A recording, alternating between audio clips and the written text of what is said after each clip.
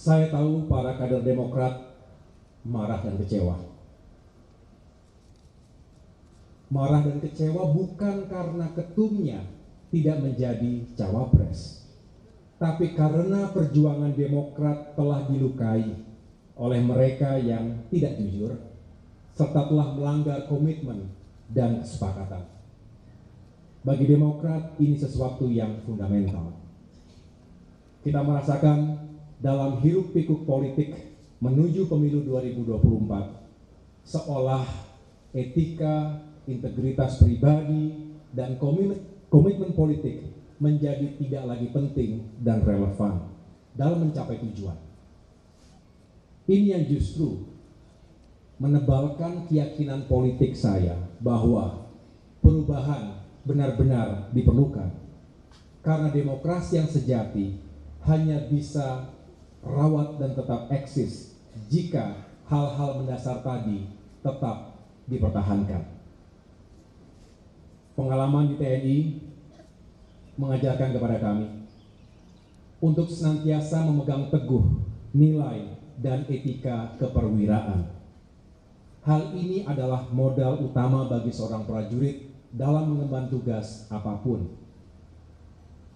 Dalam kondisi perang saja, kami diwajibkan ketika itu untuk mematuhi etika dan aturan. Sehingga perang bukan hanya soal kill or to be killed. Bukan hanya hanya tentang menang atau kalah, tetapi juga soal cara untuk bisa memenangkan peperangan tersebut. Begitu juga dalam berpolitik. Saya rasa semua rakyat Indonesia yang kita perjuangkan ini sepakat untuk berpolitik secara beretika. Artinya kita mendambakan praktik-praktik yang baik, yang tidak menghalalkan segala cara. Kita juga tidak ingin seolah semuanya bisa asal tidak boleh kalah. Cara tidak boleh menikam tujuan. Cara juga harus dijiwai oleh tujuan. Begitu pula sebaliknya. Ini adalah pandangan pemimpin besar Mahatma Gandhi yang juga menjadi rujukan utama dari pikiran-pikiran Presiden Soekarno. Sejak awal, kami memiliki harapan besar terhadap hadirnya sebuah perubahan dan perbaikan. Bukan perubahan biasa, tetapi perubahan besar dan fundamental yang berlandaskan pada nilai-nilai dan etika. Ini tentu membutuhkan kerja keras, kerjasama, dan komitmen dari semua yang ingin melakukan perubahan tersebut. Namun kenyataannya, hal itu tidak mudah untuk diwujudkan. Komitmen menjadi barang yang langka. Kata maaf dijadikan obat yang murah untuk pengingkaran atas sebuah komitmen. Ini tentu berbahaya.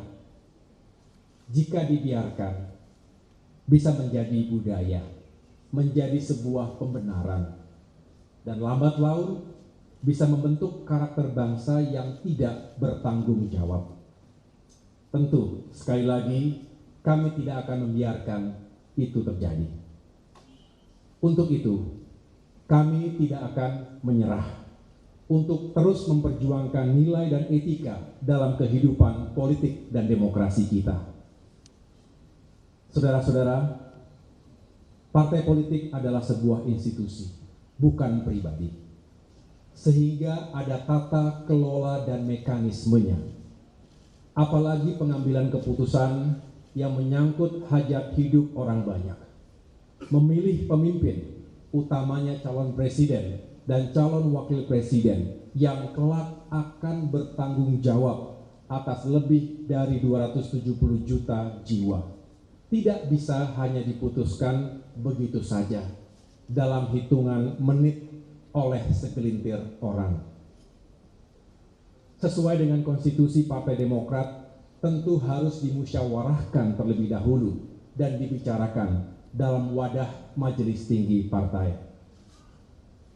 Sejak awal pula, Partai Demokrat telah mengingatkan untuk tidak sekali-kali melakukan fait accompli atau dalam tanda kutip memaksa Partai Demokrat untuk menerima sebuah keputusan yang sepihak tanpa melibatkan partisipasi dalam pengambilan keputusan tersebut.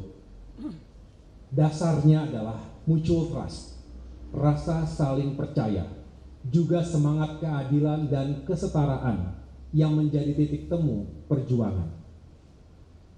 Bagi kami lebih baik untuk bersepakat. Saya ulangi, lebih baik bersepakat untuk tidak sepakat. Agree to disagree.